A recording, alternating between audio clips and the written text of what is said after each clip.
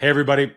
Big news. We've got an app. You can download the new Coach Site app today at the Apple App Store or in Google Play. Our app is going to make it easier for you to connect with our global community of coaches, access content delivered by the top coaches and leaders in the game, and most of all, organize all that coaching content in your own personal locker. Download the app today, and we'll even throw in a free trial to access all of our premium content and features. And now, on to the show.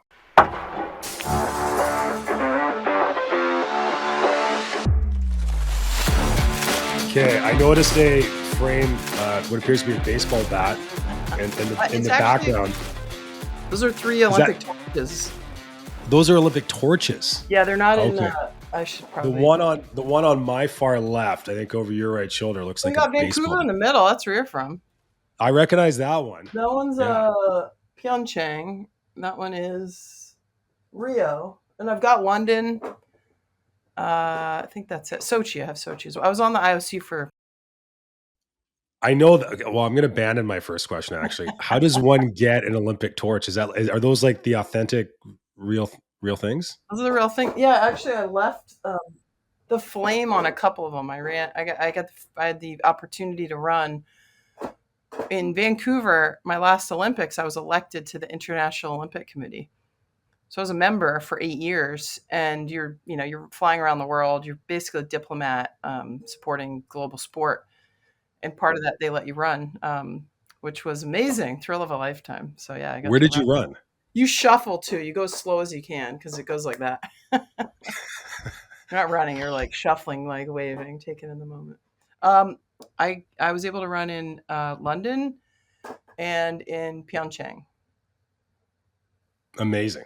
No, Rio too. Sorry, I got to run 3 times. I know it's so bad. I'm like getting old now. What? Oh man, just the thought of running in Rio, like I just feel like I'm about to break out into sweat. It's so cool. Oh yeah, no, but so many people are, on the streets, and it's like their moment to see the Olympic flame, and you don't put the flame out, you transfer the flame from torch to torch, and then they turn it off, but not before you've transferred the actual flame to the next person running. Who did you? Well, anybody interesting that perhaps you got your flame from, or you passed your flame to? Other IOC members. We were kind of in a pack, I think, for the most part. Amazing. Well, okay, so it's not a bat, but we're gonna dive into this later. You grew up in the Valley in Los Angeles. Are you a Dodgers fan though? Is there any No, affinity? I was a Kings fan, but a Kings fan. LA Kings, when they were first year of hockey, they were purple and gold. Dating myself now. And then I just grew up obsessed. Gretzky got traded to the Kings my second year of hocky. I was actually on the Sports Illustrated for Kids magazine with Gretzky. They rounded up a bunch of rink rats, when we were like 6, 7, 8. Are you serious? Do you have a copy of that? Yeah. It was the second issue ever. He was on the cover on a surfboard and his hockey skates, and all the little kids are in the middle. Myself, my brother, my sister. So yeah, I was a Kings fan. When they won the cup finally. I think I was 30 years old. I was like, okay, I can breathe. My childhood dream, but no, not a baseball fan growing up. I guess maybe a bit of a chicken and the egg scenario. What comes first, like Wayne Gretzky coming to Los Angeles, and you become like, obviously hockey becomes a passion, or had you already developed that before that trade happens? I definitely had already developed it. I think he helped develop the sport, though, like without a doubt. We had one pro team, when he got there. Then you get the Ducks and you get the, Sharks. I think there were 6, 7 rinks in LA growing up. I mean, you had to drive 45 minutes to get to any rink. Most, you're in the car all the time. But with him coming, rinks are now everywhere if you go down to LA. So he definitely helped the game.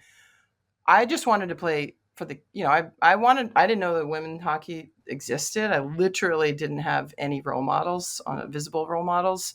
So of course my default was like, oh yeah, I'll play for the Kings one day. And my dad fortunately said, oh yeah, sure, hon, you can do that. So I believed that I could, which is crazy. But that's amazing. But like what was the introduction to the game? Like, did your folks play? Oh yeah, so my dad's from New Haven, Connecticut. So Okay, he that grew makes up, sense. he got the bug as a kid.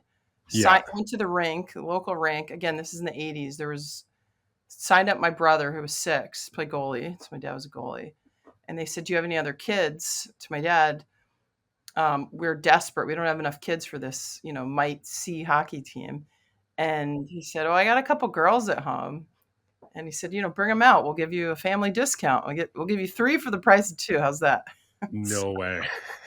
So we came home, asked my dad, asked my mom. My mom, great family sport. The 5 of us were in the car on the weekends for the first couple years, just traveling around, and then my sister moved up, ended up stopped playing, and it was my brother and I. And then I was actually the only girl in the whole state for my age at that point. So yeah, it was a family sport. There wasn't, the Kings weren't super visible. It wasn't like, oh, I was going to play in the Olympics one day. It's just more of a something that my dad loved and something that we grew a love for as well.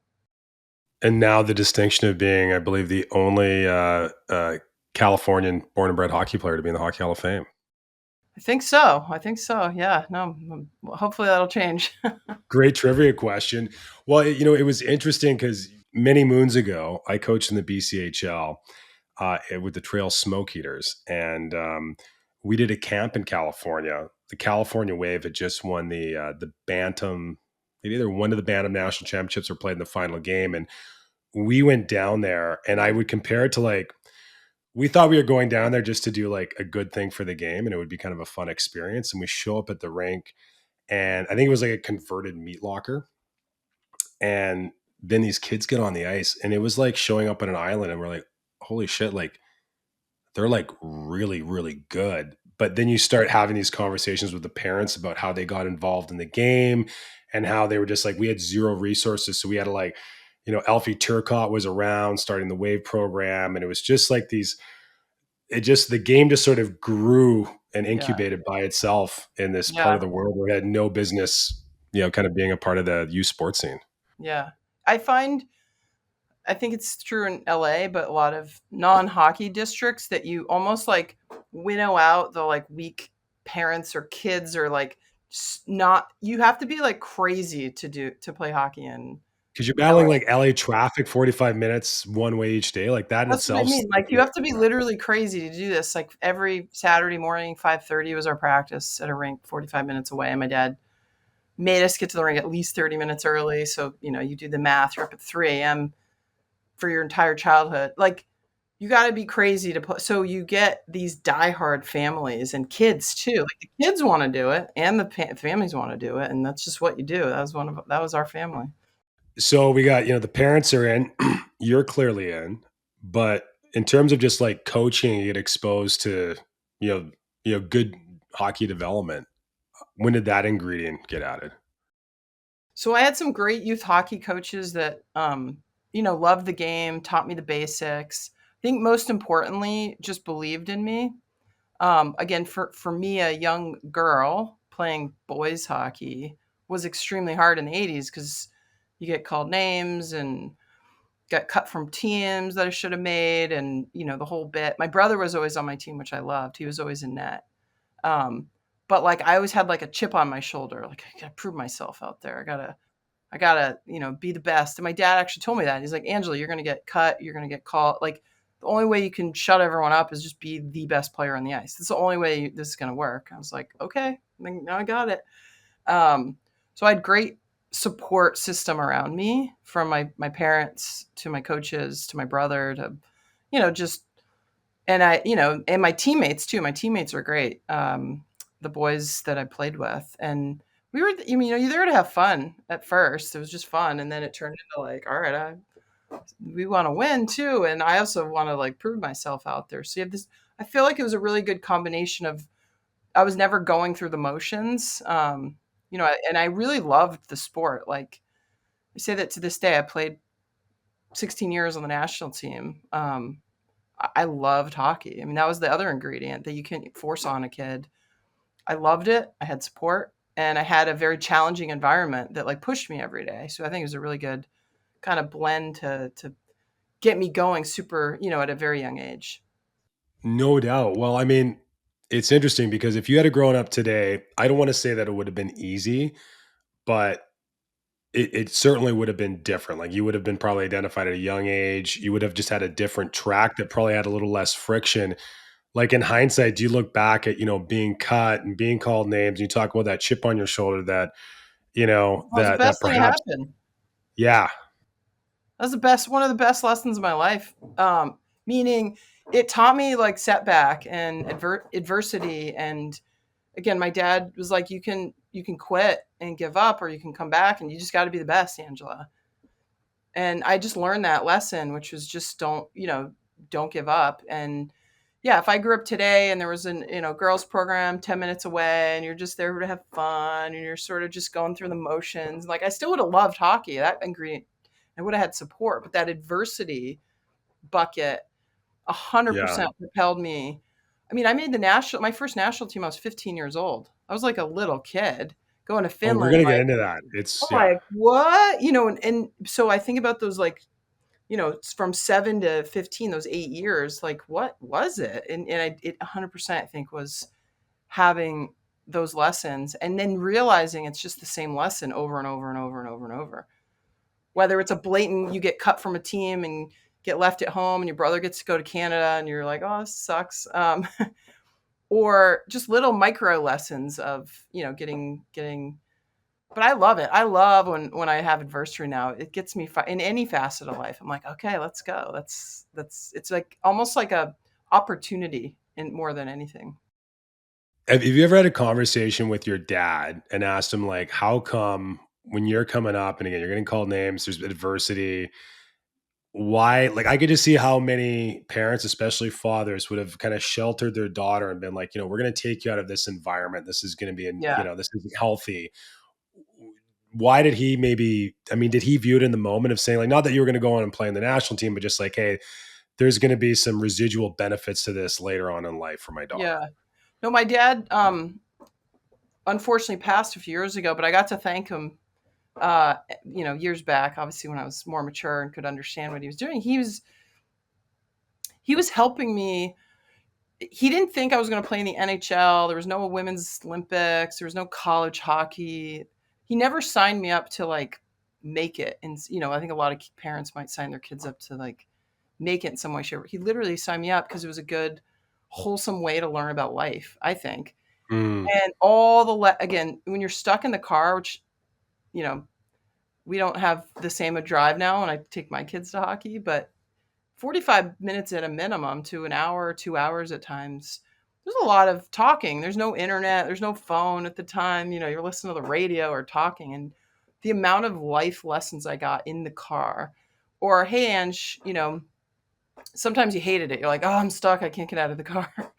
But it resonated. It definitely helped me put things in perspective and help me figure out my thinking at a very early age. And he was big on motivation and quotes and, okay, write down your goals and all of that stuff. And so I had like a coach on a consistent basis in some ways, more of like a mental coach than like oh, I know the X's and O's of hockey. Like he played hockey for fun. He wasn't, but I think he realized too, okay, that's his opportunity for my brother and myself. My brother, by the way, was the one that was supposed to go to the NHL and go that route. yeah, because he was legit too. Like He was very good. Yeah. But yeah, again, I think in my dad's head, well, my brother actually could have a path because all these paths actually exist for the boys, and none of that existed for me. So in some ways, I got the benefits of coaching without the pressure of expectations, which I think what my brother had more of in those settings, for my dad at least. And yeah, and he could have coddled me and all that, but I mean, girls actually grow faster than boys. So I was a head taller than a lot of the boys. I was yeah, physically bigger than a lot of the boys. yeah. Not all of them, but most of them. And I was pretty gifted. I was never like the best, but I was always in the the top line, so to speak, like top pack. So I could handle myself on the ice too. That was actually a huge benefit. My dad wasn't worried I was going to get hurt, even if I was getting run over or and that happened too. Guys would come after me, especially when checking was introduced in Pee Wee hockey. But he's like, go right back at him. I mean, and he encouraged me more than anything. I think he loved the fact like his daughter was knocking these little boys over. So it was like kind of this like weird world, but I was like, I always felt super supported, protected, enabled, more than seeing it as, woe is me and I have all these challenges. It was like, look forward to the challenge. It's okay. It's gonna and expect it, which is sort of life. Like I was telling him in my life now, it's like that is life. It is challenges. That is literally every day is a challenge, and whatever that is. And so yeah, hockey gave me this little microcosm to figure that out.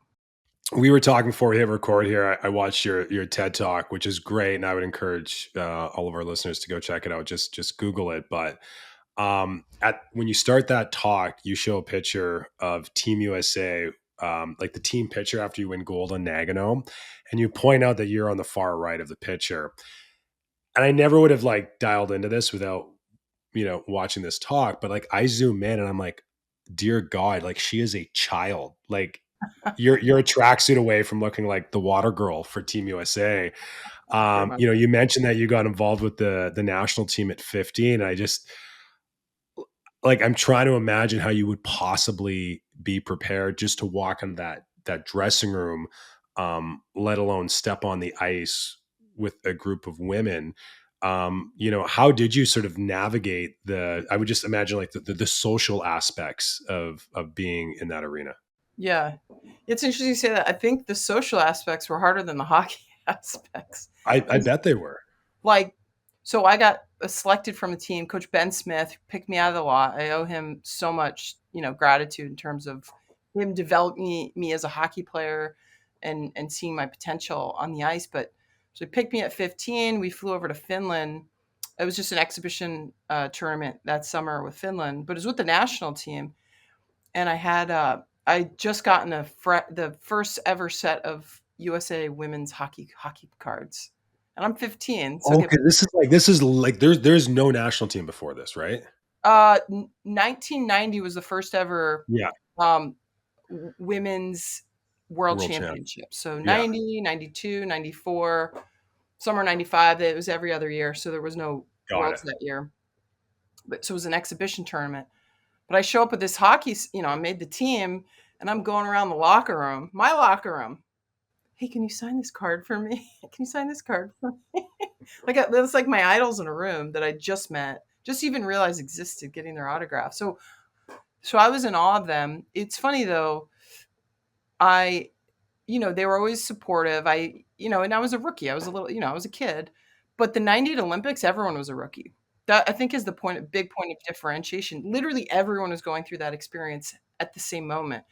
No one could say, "Oh, the dining hall looks like this," or "The village looks like this," or "You should expect this kind of pressure." Like we were all rookies in that moment, and I had this also in parallel. Very, I reflect on it now. Like I think I was just oblivious to societal pressure some ways. Like I always saw that I was Yeah, going to win gold. I always just like assumed I was going to win. I'm going to make the team. I'm positive thinking. I mean, that was just my brain. I was oblivious to like, oh, that I wouldn't. I was always, oh, I'm going to make the team. I'm going to do this. I'm going to make it. We're going to win. And it's weird because I'm like, how did I get that? How was so I am a kid for sure in that locker room, but we're in Nagano for the very first time together as collective rookies. And in my head, I didn't feel like, ooh, I'm like, you know, I'm the kid. Let me take my turn. I wanted to play. I wanted to be out there. I wanted to win just like everyone else. I didn't see myself as an 18-year-old still in high school senior that had to go back to high school to graduate, after the Olympics. I saw myself as like an equal, which I think you need to have when you're when you're on a team, an elite team. You can't, if you go into any sort of team and you think you're less than, that's how you play. That's how you set that expectation on yourself. But if you go into any situation and, I would say like you got to just set your sights higher than maybe I wasn't the best, which I wasn't at the time, but in my head, I had to like convince myself I was, and that's how I viewed myself. So, you're going to play differently. You're going to perform differently. You're going to ask for the puck. You're not going to sit back. You wouldn't make the team. I wouldn't have made the team if I thought, oh, I'm a high school senior that doesn't deserve to be here. Like That's the difference. It's all that to me, Aaron. It's all mental. This whole experiment is all mental. The skills are obviously a big piece of success, but to me, if there's one thing that upon reflection of my career, it's like it's all in your head, and that whoever can master that piece of it, um, has a much higher probability of success. So I'm gonna I'm gonna go off track a little bit here, but Right. this is something that I've been noodling on a lot. So, um, in early September, my wife and I traveled to Los Angeles to go see Oasis play at the Rose Bowl. So, like for anybody with kids, like 3 days with your partner, that's like gold. And so we go down there, and of course, like wasn't the biggest Oasis fan growing up, but cool experience. But we'd gone back and rewatched. There's like a documentary on Oasis, and you start listening to the music and going back, and you realize like these guys were nobody, and they were telling the media that they were the Beatles. Like they had this swagger, and these guys get on stage in the Rose Bowl, and you could just feel it. Like they had this swagger, and I'm like, and ever since like that experience, I've just been thinking like how much of their success where there was no there was no, I guess, predictive events or data that would suggest that these group of guys from Manchester, England, should have been the biggest band in the world, except that they just believed it long before they ever achieved the success. And I've just, so when I hear, someone like you, and I've had, similar conversations since then where I'm like, man, like that really is part of the secret sauce is can you see it before it becomes a reality? That is the special sauce. Yeah. But you can't pretend. You have to literally feel it and believe it in your heart and act as if like that's sort of the expression. So every little micro decision you make, you're acting as if you're already on the team or you're already winning the medal. So you're and again, I have no idea how I was able to think that way as a kid. That's where I'm going. Yes, my dad was an amazing coach, mental coach. I had great support system, but like I had to actually believe it. At some point, I had to believe I was going to be in the Olympics one day. I didn't know what the thing is. I didn't have anything to attach to. I used to walk around with the men's 1980 Olympic card in my wallet Come on. before women's hockey was in the Olympics. Like, why would I do that? I wanted to be in the Olympics, but I didn't have a team to play for. But in my head, I'm like, oh no, I'm going to do that. I love, it was like, so I can relate to this Oasis because it's the theory of like manifestation. Like you have Yeah. to, first you have to know what you want or what you were meant to, what you should be. A lot of people want things they probably, I could say I want to be a ballerina. I'll never be a ballerina. It's just not how my body type. Yeah. Like that'll never There's happen. two of us. Yeah, it's good. But like, yeah, so in now I'm a retired athlete, obviously in the real world with family and the whole bit. Like, so I find it harder to do that now, unless I'm quiet and I really understand what I wanted. And as a kid, it's almost like clear to me. I'm like, oh, I love hockey. Of course, I'm going to play hockey one day. I don't know how or where or when. But this is going to be my thing. I was a hockey player for career day in the second grade, and okay, first of all, I was of course, the only hockey player in California with hockey gear on. So I was this anomaly, and they're like, "Who are you? What are you going to be?" And I was like, I don't know, a hockey player." And they said, "Well, which one?" And I had to Wayne Gretzky, Gordie Howe. I don't know. I had to like name someone, but I didn't really see. If you can see it, you can be it. I didn't really see my version of me. It didn't exist yet, but I just knew I wanted to play hockey. So I'm big on. I love your story because I think there's so many examples of people that have achieved something. They had to believe in themselves. If you don't believe in yourself, no one else will. First and foremost, you have to believe in yourself. And that to me, I don't know how I believed in myself, but I did. So, I guess fast forward, you go to Harvard, and I would imagine that, as much as I can't relate to being a student at Harvard, I would think that part of the equation of being in that environment surrounded by so many A players and so much ambition is that occasionally you might be able to go to, and maybe this doesn't exist, but I would assume occasionally go to a keg party or you go blow off steam or you go be social with your friends, right? Oh, And I'm never, thinking, never. yeah, but I'm putting myself in your shoes and I'm like, man, like your social time would have been going from one arena where you're around all these like, you know, some of the smartest people on the planet and then your social time is you're going to a locker room with some of the most like committed, like alpha athletes in the room. And I'm like, on one hand, I can see, man, would that ever shape you just bouncing between one and the other? But at the same time, I'm like, man, like, did you get a chance to like blow off any steam between the ages of like 18 and 22? Yeah, we had fun. Don't worry. Okay, all right, okay.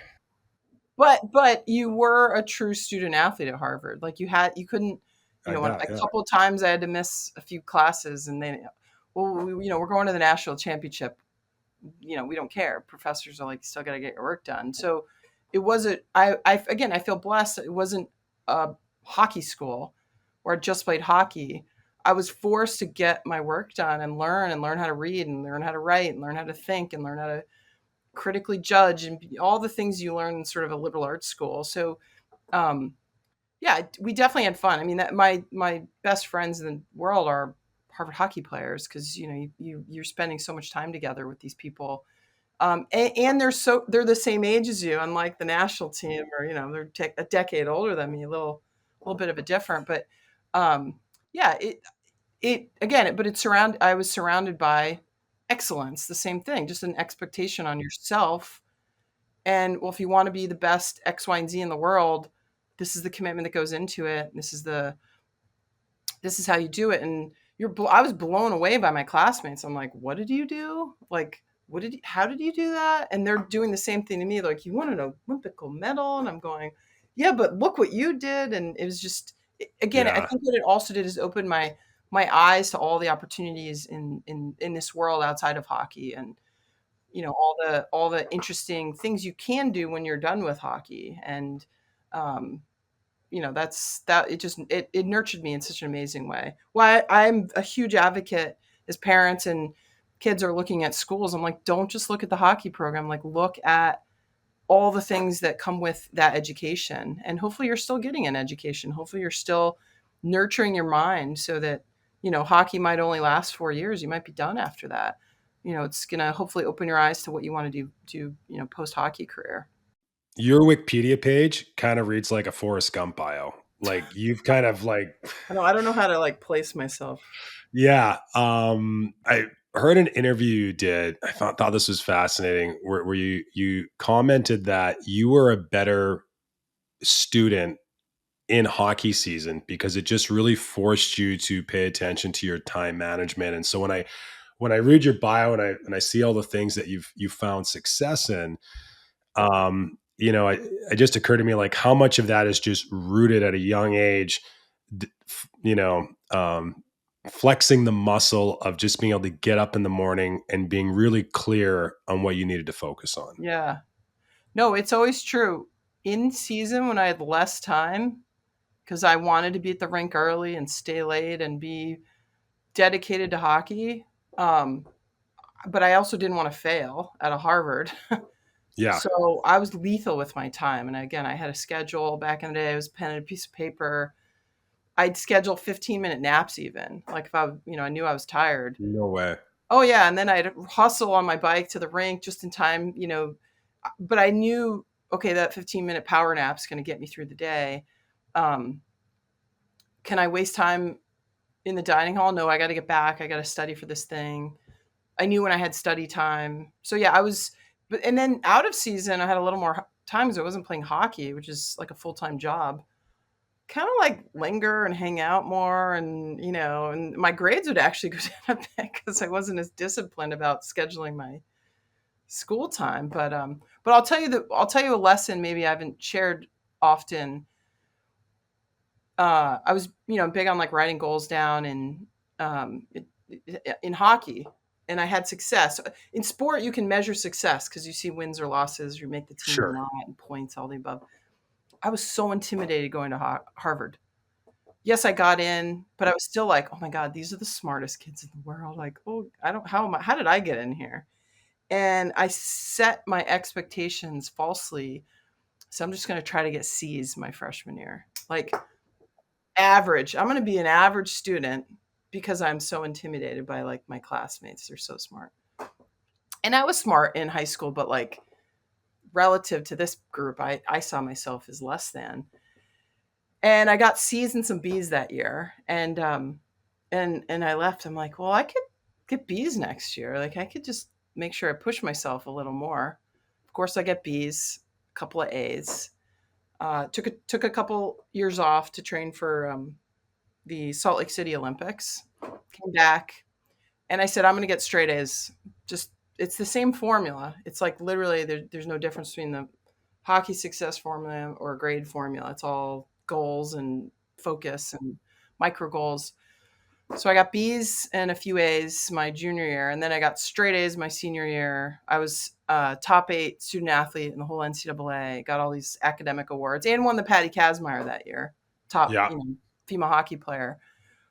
And everyone's like, "Oh my God, it's amazing!" I said, "I'm more proud of the top 8 award than the Patty Kaz in some ways because that like took so much effort and work." But it Yeah. helped me. By the time I graduated, I'm like, "Oh my God, my mind again." Back to your mind. I'm like, I allowed myself to get C's and B's for the first half of my career because I just didn't think that highly. It was That's such crazy. a like interesting way to frame it though. Like it's not like I got C's and B's. I allowed myself to get C's and B's. Yeah, because when I like made up my mind and I saw in my mind I was going to get straight A's, it got straight A's.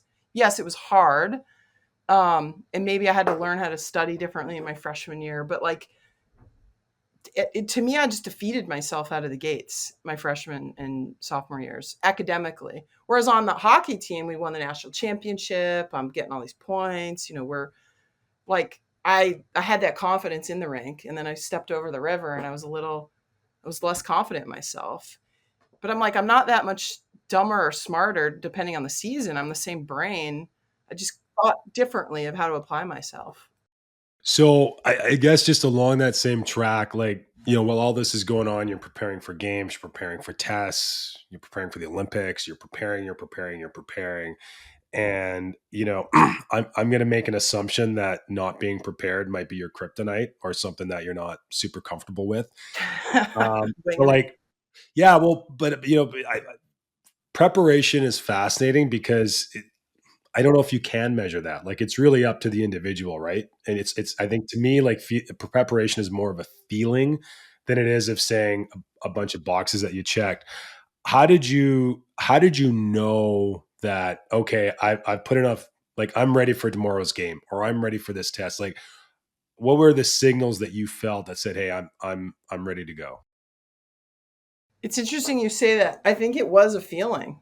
Um, the reason I did it so I felt confident, not because I needed to take more shots on net or get back, more Yeah. reps. It was literally I knew when I cheated myself. I knew when I wasn't ready.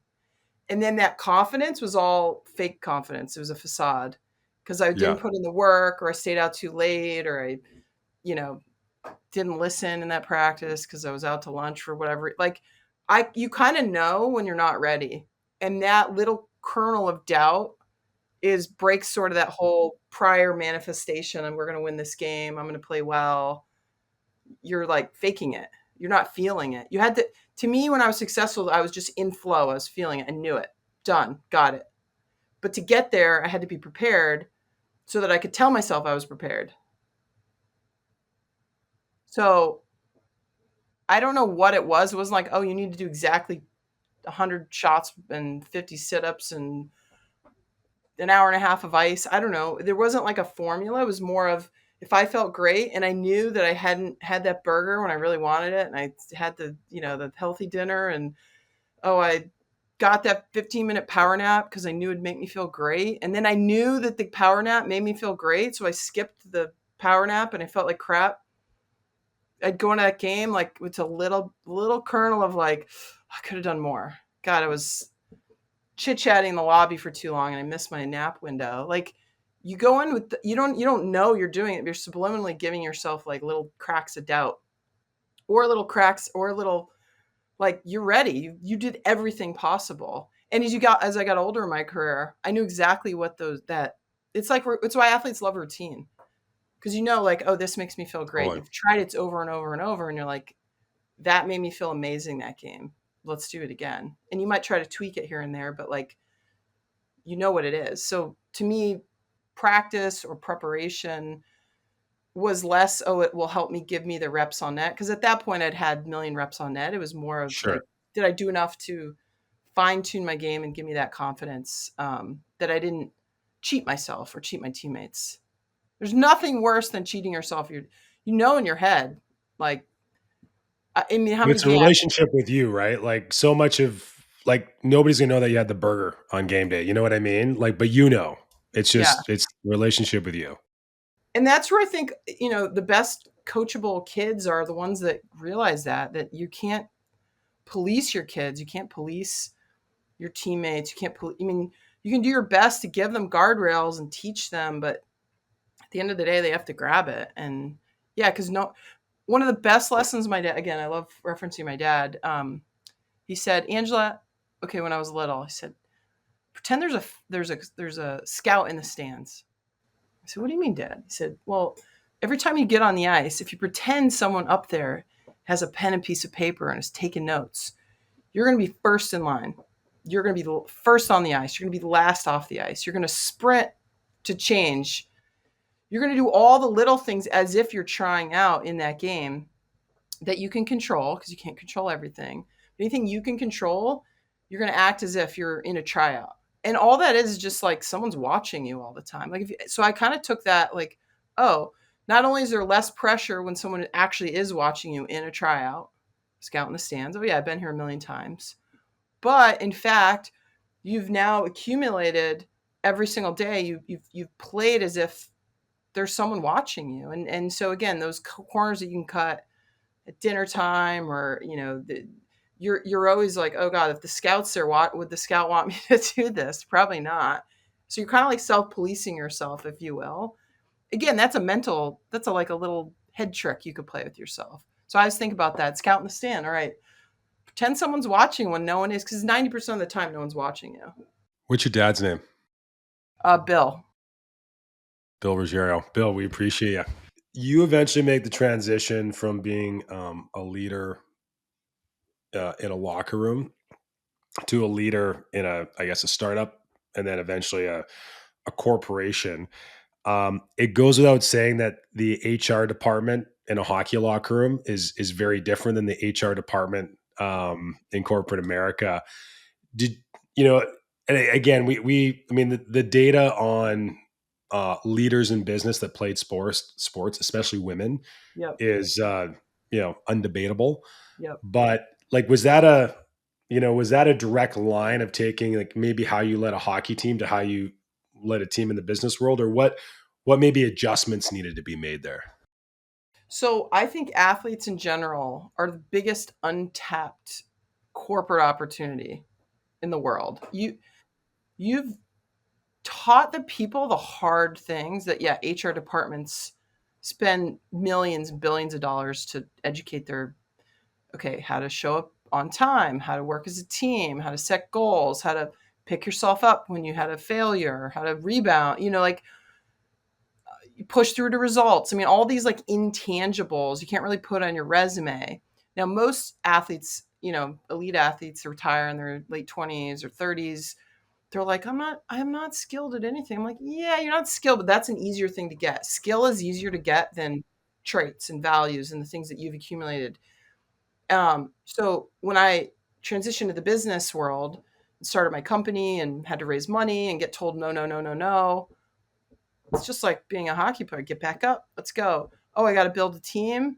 Okay, you got to look for those traits in the people that you think are going to actually make a good team. I don't want any, I know already I want people that are team players and not, sole, going to go get them. So all of the thing, I kind of knew the intangibles, but I didn't have the skills. So I went back to business school, got an MBA, obviously got into the corporate world a little bit before I started my company. But yeah, the elite athletes, I think, or athletes in general, are just usually don't recognize what they have. They tend to think about what they don't have, which is true. Yes, you didn't work yet if you're a pro athlete. I think college athletes though, where you're entering the workforce at the same time as your peers, and you could point to the collegiate experience you got and the Yeah. skills.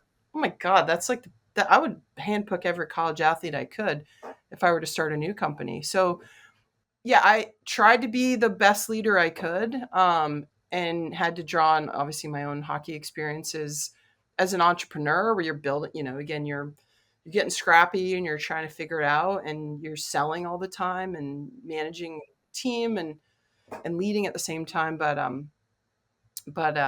no, I think corporate America. That's why I'm such big on youth sports. Like kids have to play sports. It's not about winning and losing and the trophies. It's the skills they learn, like to benefit Classroom. society. That's it.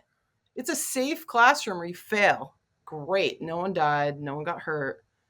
Your ego got bruised. You learned a lesson. Who cares? That's like the point of it. And yes, you won. You got confidence. You learned how to work together, and you saw what happens when you work together and when you don't give up. Like amazing. Take that somewhere else. So that to me is what the best thing I learned in not just hockey is in like I can't not see it now wherever I am. That's all from hockey. That's the life lessons, if you will. Yeah, 94% of Fortune 500 women leaders played sports. Like Which sounds that, like a fake stat, but it's not. it's actually true. There's a reason. It's you learn how to get knocked down, get cut from teams, and called names, and keep going, and push through, and all these things. There's it's same thing for men though. Just men have more opportunities, obviously, to do it. But I think it's and why I'm big on team sports. I think it's great individual sports, but there's something about like you have to figure it out together, and you can't control everyone. And like, how do you get people to play? Because I've been on teams that weren't successful, and I always draw on those lessons. I'm like, I don't want to repeat that again. No kidding. Well, it's interesting. Like this year on this show has been a bit of a masterclass in that, and we've been talking a lot about like how we shine a spotlight on it. But like obviously you're coming on now, but we've had Megan Duggan on a while back. We had Jana Hefford on. That'll come out in a little bit. We've had Jess Campbell, and one thing in talking with all these women, it's like just that experience of playing sport, like it's in real time. You just see it where, and again, I would say it's not, you know, learning to stick handle had zero applications to what they've Yeah, done later on in life. Cause my takeaway is that like they just happen to channel um, their, I guess, work experience into hockey, but they easily could have been you. They easily could have taken those skills and gone to the corporate world. But it was just that they had this just unique experience of playing sport, just gave them this, ace up their sleeve in their back yeah. pocket that, and again, I can't speak to it from my lived experience. It's just an observation, but I'm like, for girls that didn't play sport, like they just don't have that ace up their sleeve or it'd be, You just don't odd have for the anyone reps to, on net. yeah, And hockey's unique, or sports are unique. There's game tape, there's reflection, there's pause, there's a tangible result. You kind of it's you. There's more time to reflect on what in corporate America. It's the same skill set, but like it's harder to slow down and like reflect. Like, did we play as a team? Like, what could we have done better? Yes, there's your quarterly reports and your earnings and all the typical kind of business performance indicators, but really understanding how the team itself, the people contributed to that. Um, you don't have the same opportunities to stop. There isn't like real game tape to look at. It's harder to assess. I always found that so interesting. Like you have your game tape in sports and in corporate America, you have to it's more intentional. You have to really go out of your way to really understand. yeah, And there's more, and I'm a big fan of like KPIs and measuring results and attaching success and contribution. A lot of times contribution gets lost in big organizations because it's harder to measure. But totally. that's like and just even just recognizing it because people give so much of themselves for anything big entities to be successful, and a lot of times we can't quantify it or we don't spend the time to just applaud it.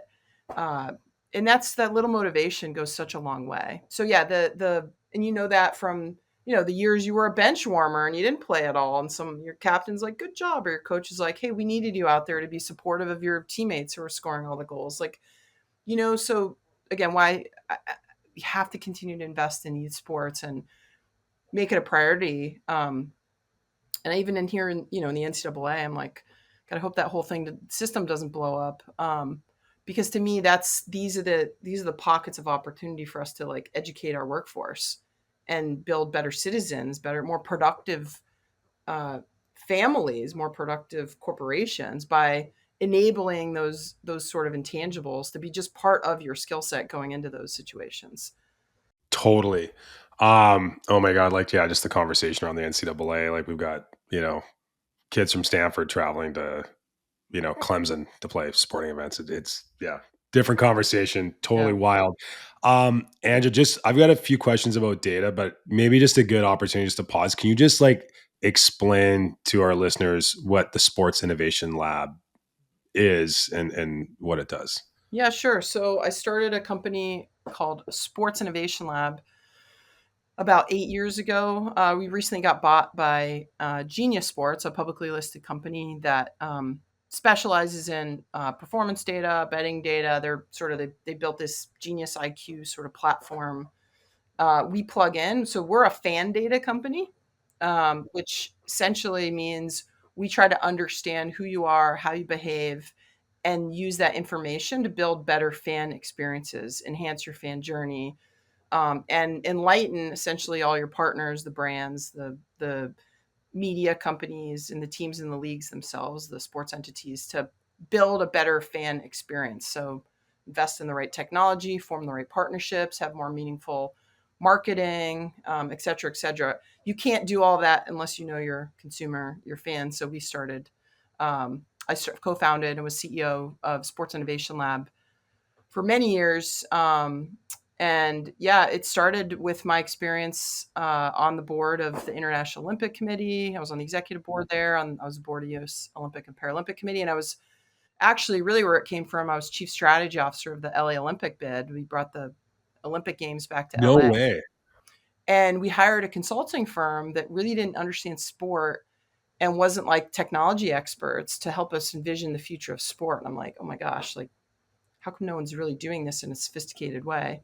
So started the company really with that basis. Like, wouldn't it be great to have a company you could lean into that was data driven, that could help me make better decisions? Like, Can I sorry to interrupt. Can I just ask yeah, like just a quick, just purely out of my own curiosity, like, did you ever write a line of code when you were going to school or like from the no, tech? Because obviously there's a very technical component like that just wasn't in the. that's my co-founder, Josh Walker. Got it. That's Okay. again, team. If you're in a team, you're like, all right, I don't know how to code, so I'll find someone that knows how to build that and hire those people. And that's sort of the beauty again of understanding a team. I saw the problem in the market, the need for it, couldn't obviously do it myself, and we all sort of came at the problem from a different angle, which is perfect. It's sort of melding the Yeah. minds of how to go about it. So yeah, that's Josh and his side. Amazing. Yeah, Amazing. Well, I guess the question of data, as a player, you would have come up in this really sort of interesting period of sports where I'm going to guess that at the 1998 Olympics, you probably didn't have access or probably weren't shown any sort of like analytics like we see today outside of maybe shots on goal and kind of the obvious stuff you could track on a clipboard. But probably by the time you retired, you were probably being fed that information. And I mean, God, fast forward 10 years later, and it's just like, I mean, there's a encyclopedia of data that's generated from every game. yeah. What was the data that you found most valuable as an athlete, be it as a team or perhaps even individually, and just how you were, taking care of yourself? Yeah, between my first and fourth Olympics, not a lot changed, to be honest. Okay. Vancouver, we were wearing, I think, polar heart rate monitors, but Yeah. that data was interesting being fed into our central system. I never saw it. So it wasn't Huh. enabling me, it was enabling our coaches to see if we were in shape. I knew I was in great shape though, because my summer training, athletes performance, now Exos, they were training me and had all the data and shared it. I loved it. I'm like, oh, these are my zones. My goal is to get my heart rate down as quickly as possible. I could see how quickly I was recovering, from shift to shift. So I always used to say my body was my business. The more data I had, the better I could perform, the longer I could play, the more effective. And so anytime I could get my hands on more. I did a blood analysis. I remember when I was training, it looked at things that I was um, sensitive to in my diet. So I eliminated, I remember before Vancouver, I eliminated like wheat and eggs and all kinds of things that you just eat in your daily diet. You didn't realize like you had some inflammation. You're not Yeah. allergic, but you're like inflamed in some way. So I was just obsessed with any data, and it was usually a pen and a piece of paper. Yeah, to your point, fast forward now, the Whoops of the world, the Aura Crazy. rings, the patches. I mean, that early on in our at Sports Innovation Lab, we were mapping this technology market. So we literally, it's my observation that more tech is hitting both the players and the business side of sports. And on the player side, thousands of technologies are coming. Some of them are overselling, under delivering. How do we kind of help you understand what that is? But it's a massive market as healthcare is investing in, precision nutrition, precision health. Yeah. That's going to make its way into sport, or lead from sport, the other way around. Um, so I'm envious, honestly, of today's athlete that have that. I mean, why wouldn't you want more information in your hands? You don't have to follow it. I always say it's kind of like a GPS. Like you can be like, yeah, I don't want to listen to that instruction. I'm going to go right instead of left. But to have it at least in front of you, it's sort of make informed decisions, whether you're in the boardroom or you're managing yourself as an athlete. Like just to know what's your optimal sleep, what's your optimal diet, what's your optimal training regimen, how much rest do you need, like what's besides the skill based aspect of training, the hockey specific in my case, but there's all these other variables that now trackers are coming in, and there is skepticism, I would say, because who owns the data, who's going to see the data, is it going to be used against me? I'm like, throw that out the window. There's such an opportunity, even with, again, Genius, who we work with now. They have so much data on you as a player. Why wouldn't you want to get your hands on it and study with AI? You can get every clip in like a millisecond, so you can see your game, break it down. And so I just think it's such an opportunity for the right athletes and the right organizations to lean into it. We're going to be leaning into data in general. I mean, AI is here. So in the performance space, it's another way to kind of understand who you are, and the opportunities to improve. Yeah, so I'm a big believer in it. I don't know if that's what you're going for, but I'm like envious. I like a pen and a piece of paper, literally. Had to track my weight and like my reps in the gym, and there were no insights. There was a lot of data. There were no insights because my brain couldn't comprehend how this translated into this, and that's what AI can do now. That's what a lot of these technologies can do. Well, I think that's partly why I asked, because I think that we hear it from in our world from coaches a lot, and I can certainly I try and put myself in the shoes of an athlete today, where there's we've sort of gone from very little information to just like a fire hose of information, and in some cases what isn't there is that filtering system to say, hey, you know, you can measure just about anything now, but Yeah. here's the two or three things that are going to be really impactful for you. And what's impactful for me, perhaps in my role, my physically how I'm put together might be different than you. And I sense that you're probably uniquely positioned to maybe provide some insights into how do you take data and package it in digestible forms, and specifically what I mean by that, like if you were running an NHL organization or an NCAA program, how would you suggest that you spoon feed this data to your athletes in a way that it's going to have the biggest possible impact on them? I think it starts honestly with trust and relationships, more the EQ side than the IQ. I think you spend a lot of time on like, oh, the data. Yes, you're right. There's too much data. Give me the insights. Give me the few nuggets I can digest. Don't overwhelm me. Tell me what's actually like moving the needle. So the synthesis of it but the delivery, I think, is a big piece. That's a human being talking to another human being whose like career you have in their hands, whether you're the coach or the trainer. You have to trust that the insights that they're pulling on your behalf or the data isn't going to be used against you, that they really want what's best for you. And so if you can build an environment and a culture where everyone's getting information, everyone's getting these insights. It's up to you, athlete, to do more with it. Again, back to that, like youth, like we can only give you, you can't force an athlete to make changes. So to me, it's like the data is everything. It's there. The insights are yes, they're not consolidated yet. There isn't one picture. You have to build a lot of solutions or invest in a lot of solutions. That's a whole other issue. But it goes back to like, have you created an environment and a culture where data is seen as information to make you better? Do you trust that the people delivering it to you have your best interests?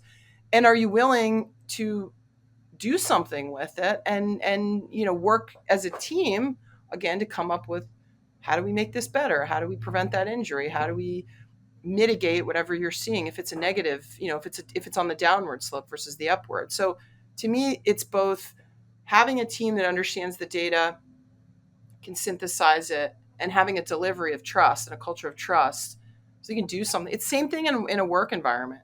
You can have a lot of KPIs on the whole company and have, progress reports and, you know, okay, it's attached to my bonus, but like, do you really understand why you're doing it? Is it to watch you and monitor you, or is it to make you better?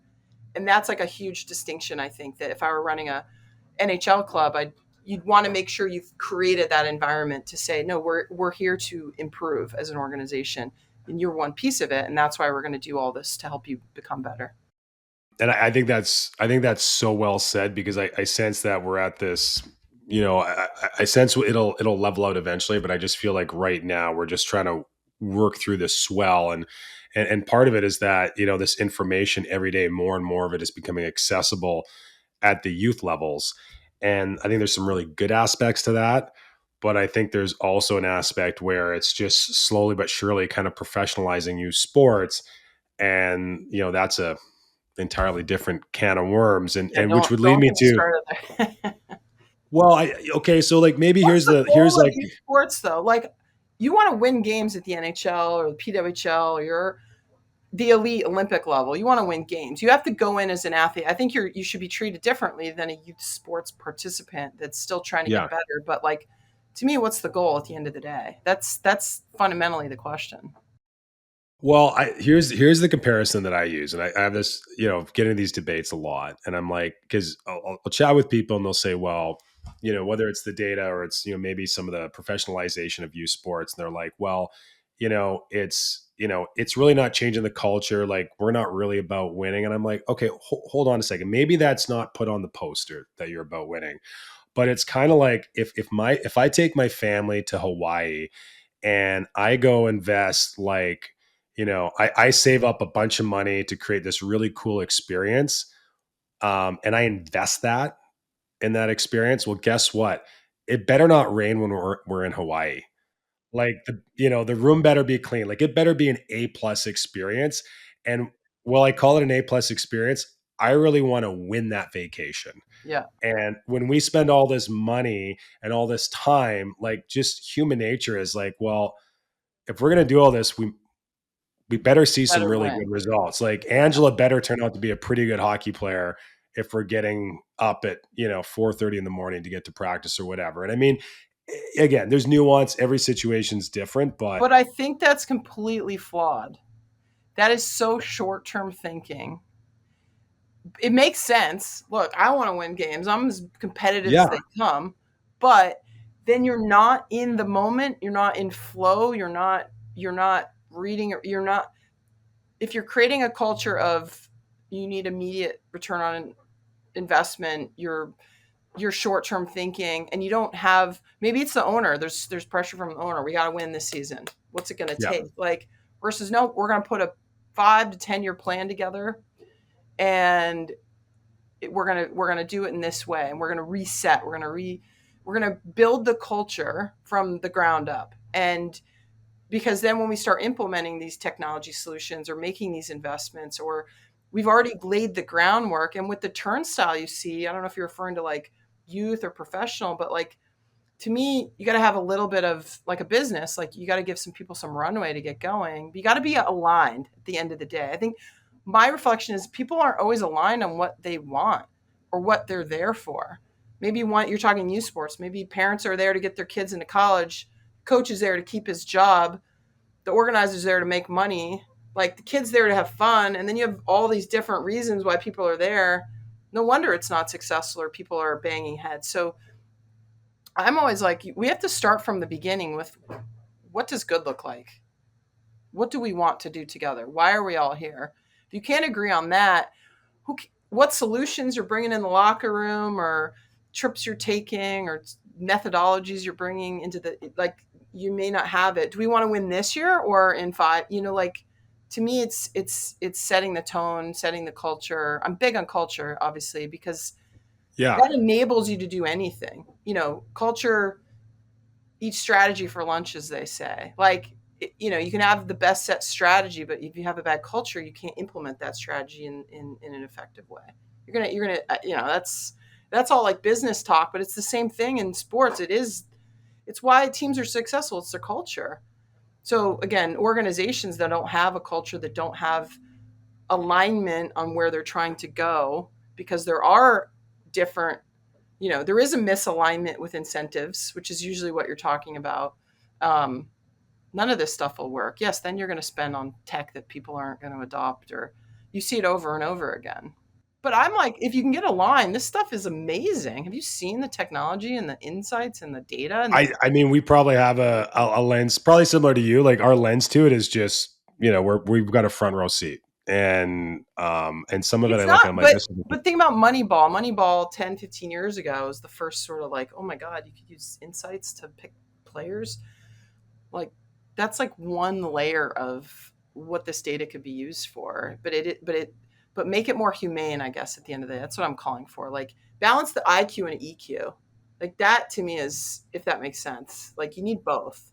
I think you used a great term, and without the ability to rewind the tape, I think you said like aligned on the intent, and I think that's where you and I are aligned. Is that my concern is like nobody goes out, and this is my point. Like no coach, no organization at U Sports goes out and says, like everybody says the same shit. They're all like, we're here to have fun. We want to create a great experience for the kid. And that's great. But then they're like, hey, but we got to jump on a plane and go to a tournament in Nashville. Or hey, we've got to like, invest in this technology. And I'm like, the intent of that is generally, well, it might not be explicitly said, is to say, hey, we want to make sure we do this so we can win. And But and that's an output.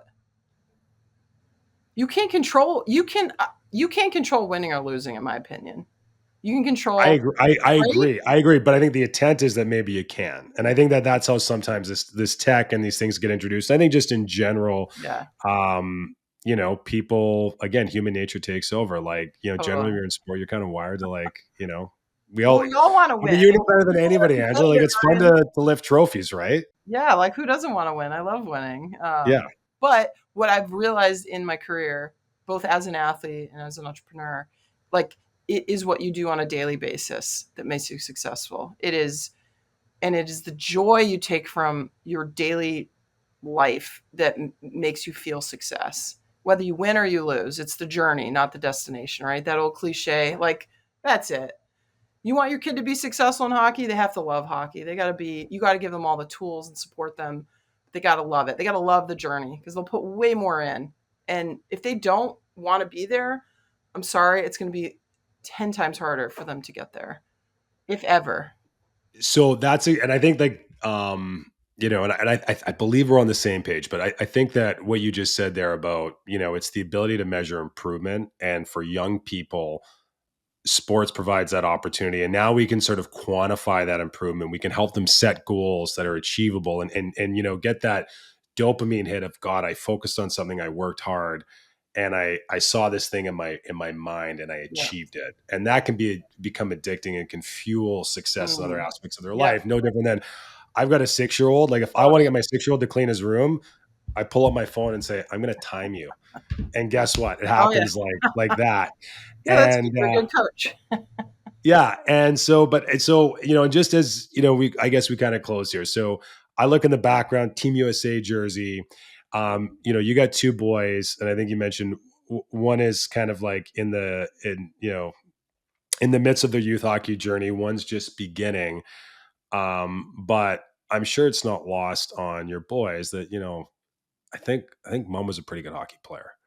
And, so how do you sort of, I guess, how do you frame up the sports experience for your kids?